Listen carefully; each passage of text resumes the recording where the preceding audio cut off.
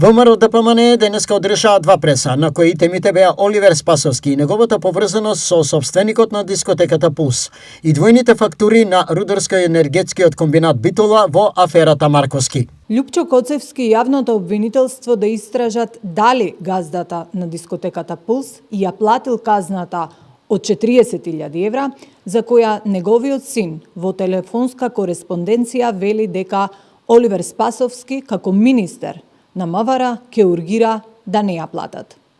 Доколку дискотеката Пулс не ја платила казната, тогаш Оливер Спасовски подитно треба да биде повикан од јавното обвинителство и да се истражи целиот случај. Рексо СДС плаќала двојно повеќе на Марковски компани од година претходно, а плаќано е и за еден камион неколку пати.